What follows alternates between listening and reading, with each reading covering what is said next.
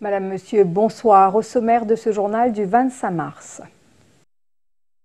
Des investissements de 4 milliards de roupies en 10 ans, mais la transformation numérique reste lente. C'est l'une des lacunes relevées dans le dernier rapport de l'audit publié ce mardi.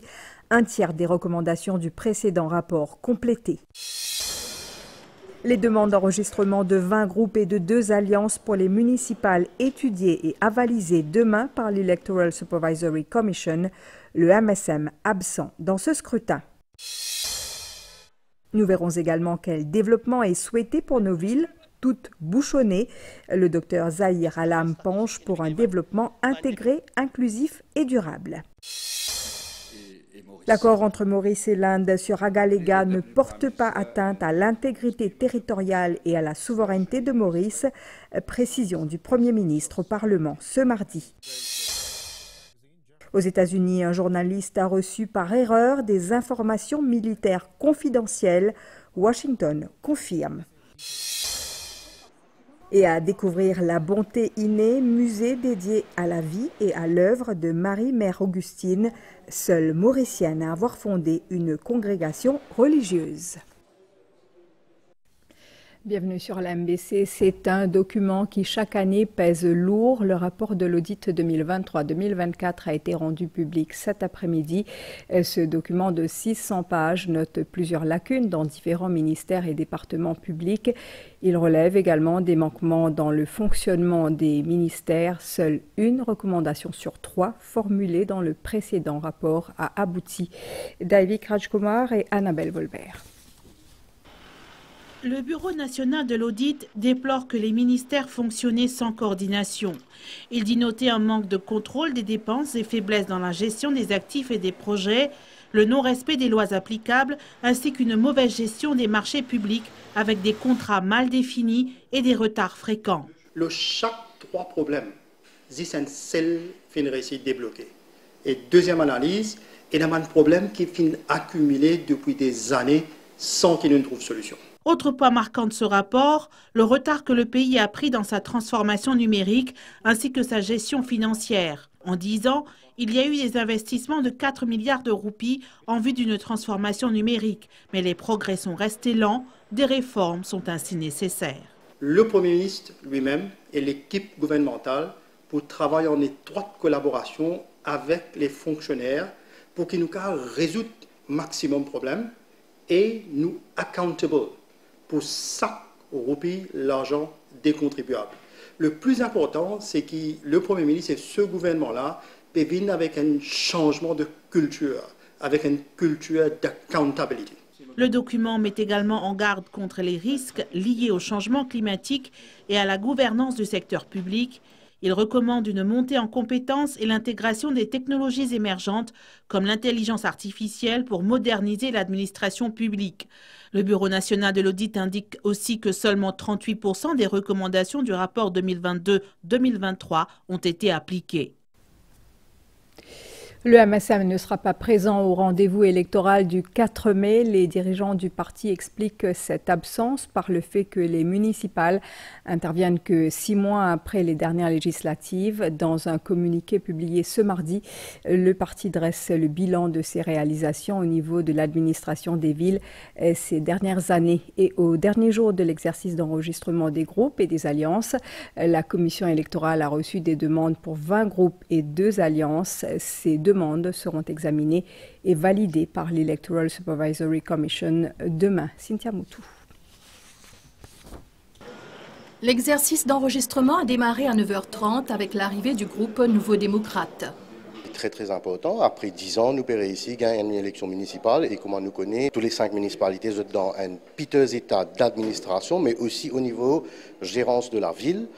Peu après, les représentants du Parti travailliste, du mouvement militant mauricien et de résistance et alternative sont venus pour les formalités. Donne à la ville, sous l'aide de noblesse, à toutes les villes, donne à la ville un gestionnaire qu'il faut, hommes et femmes, qui sont capables de travailler dans l'intérêt des citadins, dans l'intérêt du pays. Bien participer, pas seulement des spectateurs, spectatrices, bien la population participer, pose question, nous promène nos bons programmes, il pas prendre une longue campagne. nous souhaitons que la campagne déroule dans l'ordre, dans la discipline, de respect de l'adversaire, c'est ce que nous pouvons faire. Au sein de l'Alliance du changement, il y a un amendement Mazière qui nous permet à la Constitution pour renforcer justement la démocratie locale. Donc une cause, par exemple, qui nous peut inscrire une élection municipale dans la Constitution. Ces 4 groupes se sont ensuite enregistrés sous l'Alliance du changement. La commission électorale a reçu plusieurs autres inscriptions avant midi. L'importance des élections municipales, c'est que nous qui nous la ville prospérer, nous qui nous ville dans la ville prospère pour le bien-être de tous les citadins. L'objectif d'en avant Maurice, il crée déjà à la demande des citadins. Nous avons candidats pour travail, pas d'arrêt de travail, pour continuer et nous motiver. Nous lançons une partie qui s'appelle République citoyenne populaire.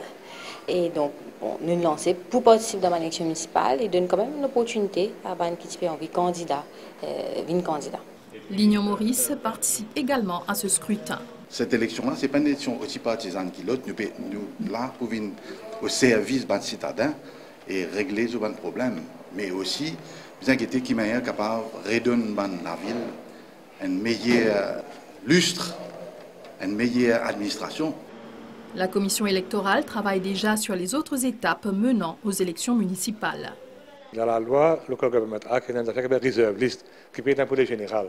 Reserve List, c'est chaque groupe qui met combien de candidats, peut être une réserve de 6 personnes maximum. Si, pour une raison ou une autre, il y a une vacance qui est arrivée dans un conseil municipal, là, chaque groupe est capable de rentrer comme Reserve List, pas pour l'élection partielle.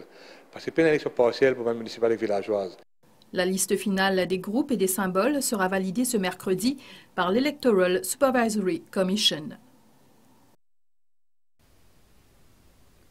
Et quel aménagement pour les villes où la congestion est un défi quotidien. L'urbaniste Zahir Alam est d'avis qu'il faut prioriser un développement inclusif, intégré et durable. Pour ce reportage, nous avons choisi pour ville témoin Vakwa Phoenix qui a vu sa population augmenter sensiblement ces dernières années. Soumeira Oukbarali. Vakwa Phoenix, avec une population d'environ 113 000 citadins, est la deuxième ville la plus dense de la République de Maurice. Elle englobe des quartiers tels qu'Hermitage, Highlands, Henrietta et 15 cantons. À l'approche des élections municipales, les citadins ont des attentes concernant l'amélioration de leur cadre de vie. Tant de vieux bâtiments crasés, mettez de nouveau. Je suis content, un espace vert pour un grand monde, pour les enfants, tout ça, loisirs beaucoup. Ça se met là pour rester bloqué toute la vie. Dès grand matin, dans la semaine, vous voyez, c'était à 9h30 ou à 12 droite. Quand la pluie tombe, il fait de la rivière, si du monde pas qu'à amasser, il y a beaucoup de problèmes. Si tu as réglé le problème là pour nous, pas pour mal, je suis content. Vous avez un joli parquet. On travaille là, ça fait longtemps. Là-bas, ville vacante, pareil. Il n'y a aucun développement. Au côté de la ville mort. Moderniser, puis donc, tout le monde qui nous peut rôder. Après, nous connaissons, nous pas besoin de traverser, ça prend à loin, comme vous comprenez, nous avons la forêt, nous avons nos magasins, tout. La ville pourrait bénéficier d'un développement plus intégré, axé sur de petits projets durables, estime l'urbaniste Dr Zahir Alam. Vakwa est dans une place extrêmement stratégique. Et nous avons un développement de taille qui peut pop-up. Nous avons plusieurs smart cities autour. Nous avons la ville aussi autour qui est extrêmement bien connectée. Nous avons aussi une infrastructure qui vient de suite. Par exemple, plus de affordable housing en lui-même. Parce que c'est un jeune qui peut venir dans la ville là que de rester. Espace vert extrêmement important, espace de loisirs et entertainment. Le scrutin du 4 mai pourrait être une occasion clé d'aborder ces questions et de poser les bases d'un avenir plus harmonieux et plus durable pour les villes jumelles. On continue avec les travaux parlementaires. Le Bail Amendment Bill a été voté sans amendement en début de soirée. Dans son intervention, le Premier ministre, le Dr Navendra Moolam, a dénoncé le gaspillage de fonds publics par l'ancien commissaire de police, notamment dans l'engagement de 5 conseillers juridiques pour traiter 8 affaires, entraînant une dépense totale de 14 millions de roupies. Il a également souligné que ce projet de loi donnera au directeur des poursuites publiques la prérogative d'accepter ou de s'opposer à une demande de remise en liberté sous caution. En voici un extrait. From August of 2021 to November of 2024, the CP has retained the services of 5 counsels for 8 cases, including 1 King's Counsel and 1 attorney. Attorney, we all know who. The cost to the state, over 14 million rupees. Over 14 million rupees. The only objective was to undermine the professional integrity of the Director of Public Prosecutions, a post which is constitutional. The ambiguity of the law, as it is, requires more clarity. And this is why, when application now, with this bill, when application for release on bail of a defendant or a detainee is refused, the court shall place on record the written reasons for its determination. Where the Commissioner of Police has the intention to object to the release on bail of a defendant or a detainee, he shall seek the advice of the DPP, and the decision not to object or not rests solely with the Director of Public Prosecutions. La tranche des questions a démarré comme chaque mardi avec la PNQ du leader de l'opposition. Elle était axée sur le chikungunya et la dengue. Le ministre de la Santé répond qu'une vaste campagne de collecte de déchets volumineux sera organisée à travers l'île à partir de ce week-end. Anil Béchou précise que c'est une des nombreuses initiatives prises par le ministère de la Santé pour contrer la propagation de ces deux maladies. Le compte-rendu de Claudette Geoffroy. Suivant l'émergence de l'épidémie de chikungunya à l'île de la Réunion, les autorités ont mis en place un plan d'action à Maurice depuis janvier. Cet operational plan concerne aussi la dengue. Depuis la détection des premiers cas locaux de ces deux maladies à la mi-mars, des campagnes de fogging ont été menées sur 3000 sites. La présence du moustique vecteur du chikungunya a été détectée sur 34 sites. The minister in his reply has stated that there have been no imported cases. Can he explain to the House how come? Because we know that both chikungunya and dengue are not endemic to Mauritius. I have been advised by my officers and the technicians of my ministry that these are all indigenous. This means those viruses must be in the air in the country because they have tested everywhere. And I have just mentioned thousands of tests have been conducted. Up till now, we haven't got any trace of that coming from abroad. And those cases which are coming from abroad, important ones, are easier to control than those which are indigenous in the country because you don't know from where it comes. And that is the reason why we had to go throughout the nook and corner of the country and we have to do the lobby siding. À partir de ce week-end, les autorités locales procéderont à la collecte de déchets volumineux à travers le pays. Le nettoyage des terrains en friche se poursuivra également, et cela en collaboration avec le secteur privé. Everywhere, wherever the private sector is found, we are making an appeal to them and they are openly supporting us. And definitely in the days to come, if the situation, I hope it won't be like that, the situation goes bad, then of course we are going to take additional measures. As at now, I can tell you that the private sector is fully on board, and particularly local government, environment, and the Ministry of Tourism, including my ministry, we are doing the work. La prise en charge des malades a été effectuée selon un protocole bien établi. Des 8 malades de chikungunya, 5 sont guéris, alors que 2 patients de la dengue sont toujours admis à l'hôpital. On continue avec cette précision du Premier ministre sur l'accord indo-mauricien sur Agalega. Le docteur Navin Ramgoolam affirme qu'il n'y a rien qui puisse constituer un sujet de préoccupation en termes de souveraineté et d'intégrité territoriale. C'était au cours de la Prime Minister's Question Time. Il souligne toutefois qu'il y a bien une clause de confidentialité dans cet accord. Les précisions de Megan Ponapanaiken. L'accord avec le gouvernement indien pour des projets infrastructurels à Agalega a été signé en mai 2017. Il porte sur la protection et la sauvegarde de nos besoins en matière de sécurité maritime. Au député Kirin, qui s'intéressait aux conditions pour la construction de la nouvelle piste d'atterrissage dans l'île, le Premier ministre, le Dr Navin Ramgoolam, a précisé que cette piste est longue de 3 km. Il y a également eu la construction d'une tour de contrôle, d'un terminal pour passagers et d'une nouvelle jetée, entre autres.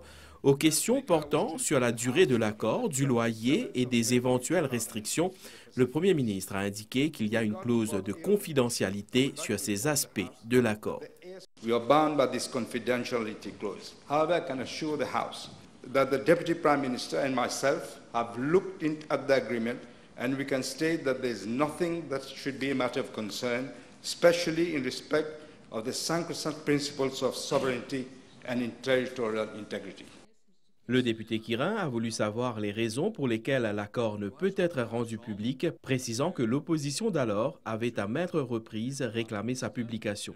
Qu'est-ce qui l'empêche de rendre public justement cet accord entre l'Inde et Maurice? Not only the Deputy Prime Minister and Minister Boulel, I also said that during the campaign. But the agreement, there is a clause of confidentiality. We didn't see the agreement at the time. There is a clause. That agreement subsumed the understanding reached in 2015 of the Memorandum of Understanding. That is the reason. Le Premier ministre a été catégorique à une question portant sur une éventuelle base militaire à Agalega. I can assure the House it's absolutely not the case. Au cours de cette même tranche, le chef du gouvernement a déclaré que la brigade pour la protection de la famille sera renforcée pour une action plus efficace sur le terrain. Il a aussi répondu à une question sur la compagnie SMS Pariaz. La compagnie SMS Pariaz a obtenu 186 licences pour l'organisation de Paris de 2015 à novembre 2024. Jean-Michel Lichim était un actionnaire de 2009 à 2014 et en 2014, il avait transféré ses actions. At the time of application of his personal management license, Mr. JMLS submitted a copy of the registered power of attorney in favor of Mr. PT, who is the sole shareholder of SMS Pariaz Limited at the time. It appears, at least, that it could be a case of Pretno, and this is being looked into. À une autre interpellation sur la brigade pour la protection de la famille, le Dr Navin Ramgoolam a parlé des changements à venir et de la nécessité pour que le public dénonce les cas d'abus sur les enfants. It is envisaged to reinforce the strength of the brigade pour la protection de la famille with additional resources to enable this unit to further meet the growing demands for their services. During sensitization campaign, members of the public will be encouraged to tip off the police of suspected cases of child abuse and child exhibiting antisocial behavior for remedial actions. En ce qui concerne la police de l'environnement, le Premier ministre a indiqué qu'il y a 37 officiers qui y sont postés. Avec la hausse des contraventions, la police compte renforcer cette unité pour une action plus efficace sur le terrain. Pour ce qui est des cas d'agression sur les plages publiques, le Dr Navin Ramgoolam a déclaré que la police a pris plusieurs mesures pour faire face à ce problème, dont une surveillance accrue et l'utilisation des caméras Safe City. The Safe City cameras are not now being used to spy on people, but in fact to see things like that, and they are being used for that. Par ailleurs, de janvier 2024 à ce jour, il y a eu 4200 opérations crackdown ciblant les deux roues. Le Premier ministre indique que la situation est suivie de très près et si nécessaire, la loi sera revue pour imposer des sanctions plus sévères. La séance de ce mardi a débuté par l'annonce de la constitution de 5 comités parlementaires. La Speaker de l'Assemblée nationale a donné la composition du Public Accounts Committee avec comme président le whip de l'opposition, Adrien Duval, du Standing Orders Committee, du House Committee, du Broadcasting Committee et du Parliamentary Gender Caucus. C'est le comité de sélection présidé par la Speaker qui a désigné les membres de ces comités en tenant compte des membres de l'opposition et des députés indépendants. On en vient maintenant à l'avenir de l'AGOA, l'African Growth and Opportunity Act, qui demeure incertain. Le président américain a commandité un rapport sur les accords non réciproques, y compris l'AGOA, qui expire le 30 septembre. Avant de décider de leur renouvellement, il pourrait trancher la semaine prochaine chez Adjuman. April 2nd is going to be Liberation Day for America. Est-ce donc le 2 avril prochain que se jouera le sort de l'AGOA, l'African Growth and Opportunity Act, la politique de Donald Trump visant à imposer des droits de douane réciproques, c'est-à-dire des taxes sur les importations aux États-Unis égales à celles que d'autres pays appliquent sur les produits américains, pourrait-elle avoir un impact sur le renouvellement de l'AGOA? Américain est capable de venir avec une nouvelle formule, ça veut dire ou baisse tarif, ici les baisse tarif, ou monte tarif, les mots tarifs. Les visas réciproques. Et dans un communiqué qui la Trump administration in fait en février, qui visait assess tout ça non-reciprocal arrangement, par exemple comme GSP et aussi AGUA. Le 1er avril, il finit un rapport pour que un coup est-ce qu'il peut extendre ou ça peut pas extendre.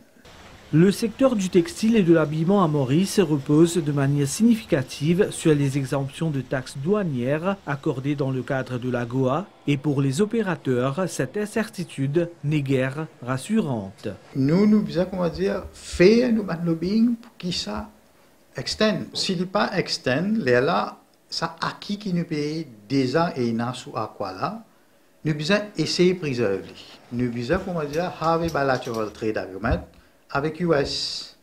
Il est donc nécessaire d'adopter une approche stratégique face aux évolutions des politiques commerciales des États-Unis. Maurice maintient un dialogue constructif avec les autorités américaines pour influencer favorablement les négociations concernant l'avenir de l'accord. C'est sans doute l'une des failles de sécurité les plus retentissantes de l'histoire militaire américaine. Un journaliste américain a été inclus par erreur dans un groupe de discussion ultra confidentiel.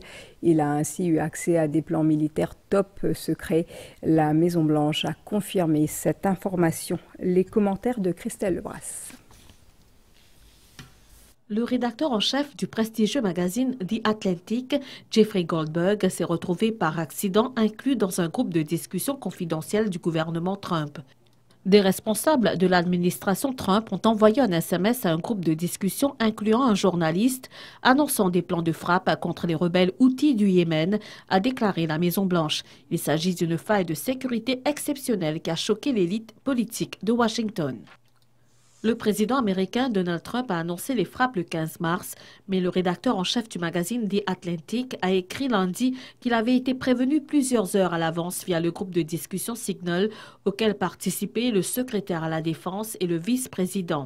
Les principaux démocrates ont rapidement condamné la violation, la déclarant potentiellement illégale et demandant une enquête pour déterminer les circonstances de l'incident, tandis que les républicains ont tenté de minimiser l'incident. Selon le porte-parole du Conseil de sécurité nationale, le fil de discussion signalé semble authentique et ils étudient actuellement la manière dont un numéro a été ajouté par inadvertance à la chaîne.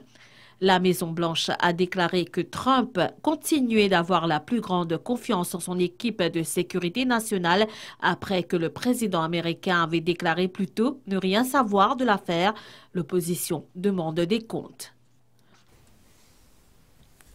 Retour à Maurice pour voir ce que propose l'Université de Maurice en matière d'économie bleue. Les programmes proposés sont regroupés sous le département de biosciences et d'études océaniques. Une centaine d'étudiants y sont inscrits. Madhvi Jagarnath.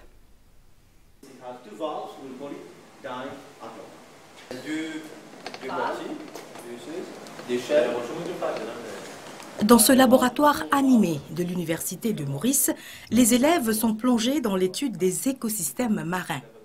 Shakil, l'un des étudiants, nous parle de sa spécialisation en maladies des coraux. Maurice dépend beaucoup de la mer et aussi nos récifs coralliens est très important pour ça l'aspect économie bleue là. Et c'est là que la recherche est assez important parce que la recherche devient complément de différentes actions de côté l'économie bleue. Et que nous aussi provide des données et tout par rapport à une policy makers qui sont capables de servir ces données pour bien engager différents stakeholders de l'économie bleue. Les cours liés à l'économie bleue sont regroupés sous le département de biosciences et d'études océaniques.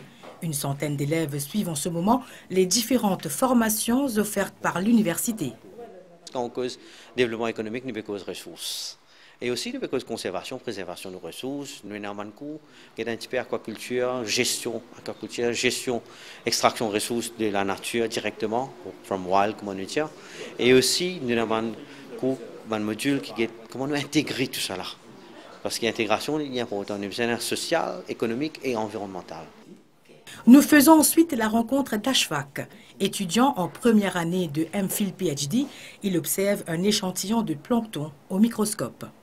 Lui-même produit jusqu'à 50% l'oxygène pour la planète. Et il aussi aide dans nutrient cycling pour l'océan. Si nous prenons la plancton, mais nous ne pouvons pas prendre la poisson ici. Et ça, nous besoin étudier. C'est grâce à ça qu'ils cave et nous connaissons une place plus productive que les autres. Mais la recherche qui m'a fait, c'est le plancton, mais il est très important pour le food web, le food chain, tout ça. Un détour par le laboratoire moléculaire nous montre l'analyse d'échantillons d'ADN révélant les techniques avancées utilisées à cet effet. Ici, nous faisons un DNA extraction, un sample comme blanc, corail, algues et tout. Il y a des fois qu'il nous a une photo qui blanque. Si elle blanque, veut dire qu'il n'est pas capable d'extraire DNA. Là, nous besoin repeat the procedure encore. Nous poursuivons notre visite au Wet Lab, lieu de prédilection pour les étudiants qui y conservent leurs échantillons après les expéditions. Les cours qui nous peut offrir au niveau du département, ce n'est pas juste des cours en théorie ou bien des pratiques dans le laboratoire. Nous donnons l'opportunité de des étudiants pour aller DO, par exemple, un bateau de recherche. Et là-bas, pareil, je collecte des échantillons et là, suite à ça, je t'amène à l'université. Nous faisons first processing et nous sommes capables de garder aussi ici pour further analysis et les autres travaux comme si génétique. Avec ses cours spécialisés, l'Université de Maurice s'affirme comme un tremplin pour les passions et les ambitions de la nouvelle génération prête à contribuer à la durabilité de nos océans. Elle est la seule Mauricienne à avoir fondé une congrégation religieuse à Maurice. Mère Marie-Augustine est la première des Sœurs de Charité, Notre-Dame du Bon et Perpétuel Secours, une institution pour répondre à la détresse post-esclavage. Aujourd'hui, un musée lui est dédié. La Bonté Innée, située au couvent des Sœurs du BPS à Port-Louis, lève le voile sur sa vie dédiée au service de son prochain. Sarah Ouno. Méconnue du grand public, Mère Marie-Augustine, née Caroline Lanferdin de Larelle, a consacré une grande partie de sa vie aux malades, aux démunis et à l'éducation des plus vulnérables. Elle a œuvré à une époque post-abolition de l'esclavage et a fondé la congrégation des Sœurs de Charité de Notre-Dame du Bon et Perpétuel Secours. Aujourd'hui, cette congrégation poursuit son engagement dans une dizaine de pays. Le musée La Bonté Innée, situé au couvent des Sœurs BPS à la rue Édith Cavell à Port-Louis, a été inauguré. Il met en lumière non seulement l'héritage de sa fondatrice, mais aussi tout un pan de l'histoire de Maurice. Le musée s'intitule La Bonté Innée et ça reflète un petit peu toute cette douceur et toute cette bonté qui habitait son cœur et qu'elle a voulu mettre en action et à travers de nombreuses œuvres. Donc c'est une femme de foi, une femme d'action qui a vu la réalité du pays à une période de post-abolition de l'esclavage. Il y avait énormément de souffrances, énormément de besoins et elle a été attentive à ces besoins de l'époque. La congrégation compte une vingtaine de religieuses à Maurice. Pour la mise en place de ce musée, plusieurs mois de recherche ont été nécessaires. Il a fallu faire des recherches plutôt sur les tableaux qu'on a, les éléments du musée, penser aussi à quoi mettre dans ce musée et quel objet, tout ça. Donc on était une équipe à peu près 15 à 20 personnes. Le musée La Bonté Innée peut accueillir des visiteurs les lundis, mardis et jeudis de 10 à 16 heures. Et on termine avec une note colorée. In Colorful Liberty est une exposition de peinture et de sculpture que proposent 7 artistes. Leurs œuvres sont à voir à l'hôtel Anahari à Flic-en-Flac jusqu'au 6 avril. Candy Mangra. Une ode à l'île Maurice, c'est ce que propose une pléiade d'artistes qui expose actuellement à l'hôtel Anahari à Flic-en-Flac. Ils sont 7 à s'être réunis pour tenter d'émouvoir. Erwin Angeline les a rassemblés pour partager leur art. Sous la thématique In Colorful Liberty, ils ont osé et cela donne un bouquet de couleurs. On crée une plateforme qui s'appelle Erwin Arts et le but c'est de regrouper, donner la chance à des artistes émergents pour gagner une place pour exposer, montrer leurs talents et leurs savoir-faire, tout ça. Certains ont quitté leur zone de confort. Je suis passionné à travers la photographie Et je suis capter la nature, le paysage, que je me passe. Et ça permet de moi de déconnecter. D'autres ont préféré se tourner vers le portrait, toujours à la sauce mauricienne. On a mis en avant les couleurs de l'île Maurice, la culture et la diversité. Cette fille-là, qui est mauricienne même, me connaît. Et au fait, là, il y a tout les oiseaux endémiques à Maurice, les animaux, etc. endémiques à Maurice. Ces artistes se préparent déjà à d'autres rendez-vous après Anari. Ce qui nous amène à la fin de ce journal. Merci, bonne soirée à vous et à demain.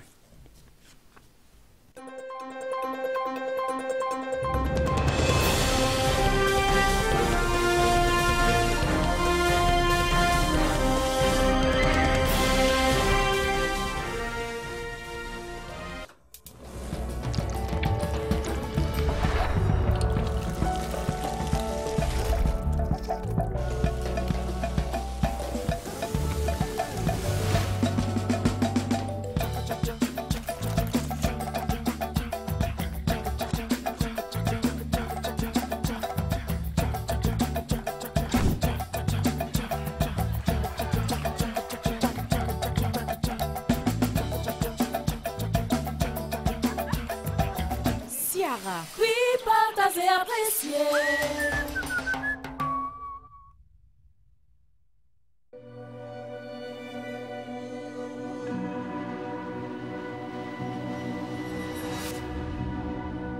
Les gens viennent me voir et ils disent qu'ils ressentent de l'inconfort quand ils mangent de la glace. Pouvez-vous imaginer ça? Éviter de manger de la glace? Sensodyne vous offre une protection durable contre la sensibilité. Et les gens viennent et ils disent « Oh, ça marche, je peux manger de la glace et je n'ai aucune gêne. Je recommande Sensodyne car ça marche.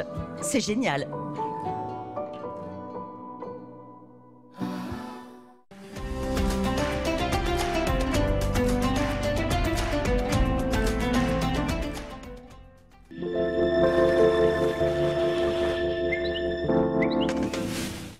Le temps sera mi-couvert dans la soirée à Maurice. Il y aura des périodes nuageuses tard la nuit et tôt demain matin avec des averses par moments au sud, à l'est et sur le plateau central. La température minimale variera entre 19 et 21 degrés sur les hauteurs et entre 23 et 26 degrés sur le littoral. Beau temps au cours de la journée de demain. Toutefois, le ciel deviendra temporairement nuageux dans l'après-midi sur la partie nord-ouest de l'île avec quelques averses localisées.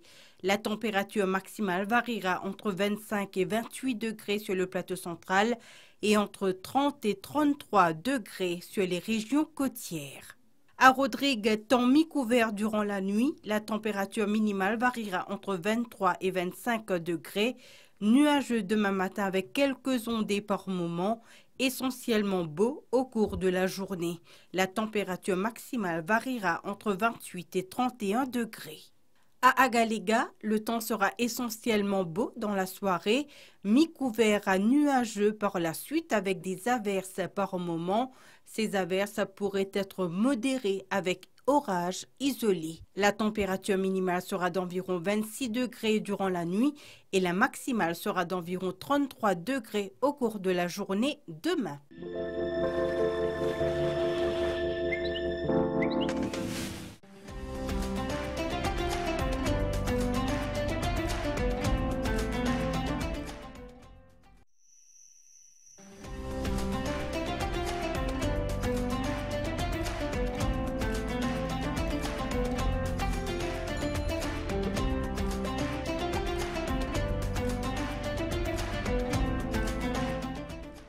Nestle. Good food, good life.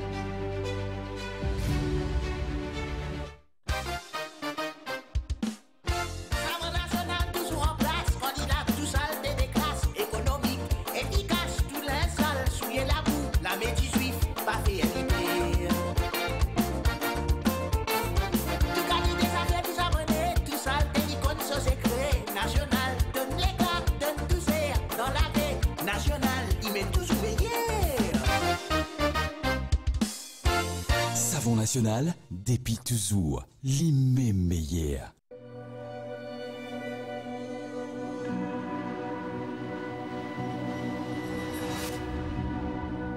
Les gens viennent me voir et ils disent qu'ils ressentent de l'inconfort quand ils mangent de la glace. Pouvez-vous imaginer ça? Évitez de manger de la glace. Sensodyne vous offre une protection durable contre la sensibilité. Et les gens viennent et ils disent « Oh, ça marche! Je peux manger de la glace et je n'ai aucune gêne. Je recommande Sensodyne car ça marche. C'est génial. »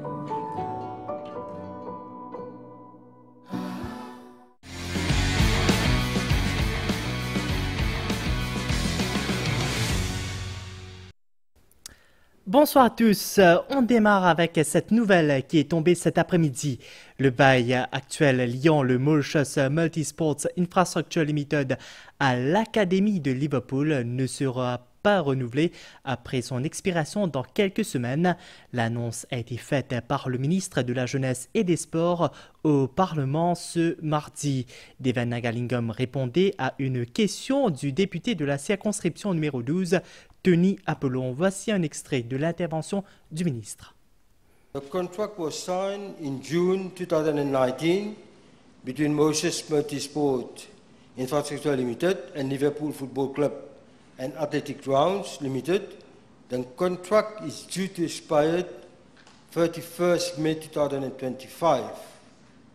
So government has decided that the existing agreement between Mauritius Multisport Infrastructure Limited and Liverpool Football Club and Athletic Ground Limited will not be renewed upon its expiry. The Mauritius Multisport Infrastructure Limited has been requested to work on winding up procedures and arrangements. The Ministry of Youth and Sport is presently working on suitable alternatives that will replace the Liverpool Football Club International Academy. En hippisme, le Champ de Mars et ses alentours retrouvent tout doucement un peu d'ambiance avec la marche des chevaux depuis quelques jours. Entre-temps, les préposés du Mauritius Turf Club s'activent à préparer les différentes pistes pour reprendre les entraînements. Nous apprenons aussi que la Gambling Regulatory Authority a reçu 21 demandes pour des licences d'entraîneurs. Rajiv Kampot.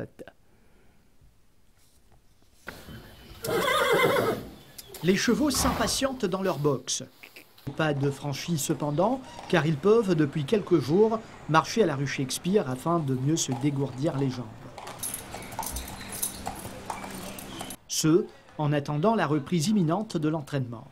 À ce niveau, le MTC s'attelle non seulement à remettre en état la grande piste, mais également la petite piste.